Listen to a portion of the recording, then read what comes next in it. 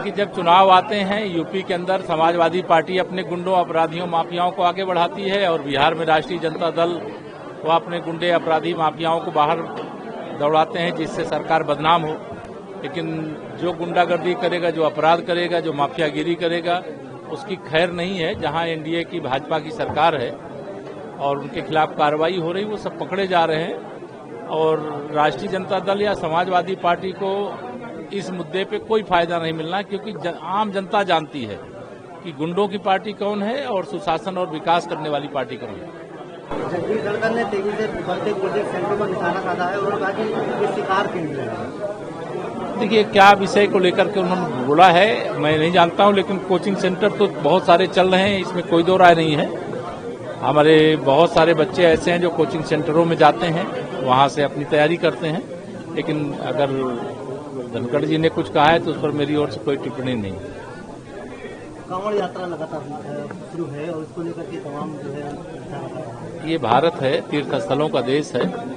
यहाँ कभी अयोध्या के लिए, कभी मथुरा के लिए, कभी प्रयागराज कुंभ के लिए, तो कभी सावन के महीने में कांवड़िए अपना जल चढ़ाने के लिए जाते हैं। और हमारे देश में, प्रदेश में जहाँ भाजपा है वहाँ कांवड़ियों का, भक्तों का स्वागत है, पुष्प वर्षा है, उनकी सुरक्षा है और कोई गड़बड़ी न होने पावे किसी कार्यक्रम में, इसकी लगातार चिंता की जाती है। सपा हमेशा स्कूल बंद पे सवाल उठा रही है कि स्कूल बंद करके 27,000 मधुशाला देखिए, माननीय उच्च न्यायालय के सामने मामला आया था। माननीय उच्च न्यायालय के निर्णय आने के बाद सपा की टिप्पणी खोखली है, अब उनको कुछ बोलने का नहीं है। लेकिन शिक्षा को लेकर के वह काम बात न करें। भारतीय जनता पार्टी की सरकार थी, श्री राजनाथ सिंह जी शिक्षा मंत्री थे, उस समय उन्होंने नकल अध्यादेश लागू किया और शिक्षा की गुणवत्ता में व्यापक सुधार हुआ। समाजवादी पार्टी की सरकार आई, उसने नकल अध्यादेश को समाप्त कर दिया। तो वो शिक्षा के प्रति गंभीर लोग नहीं है, वो अपराध के प्रति, माफियाओं के प्रति, अपराधियों के प्रति गंभीर है।